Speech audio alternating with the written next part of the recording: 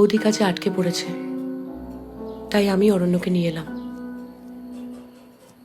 আচ্ছা, বসুন। আরে আপনি আপনি করছেন কেন? কাবেরী, তুমি। এক্সট্রোভার্ট বললে ঠিক হবে না, শুক্রিয়া। সপ্রতিভ বলা বেটা। অফুরন্ত উৎসাহ।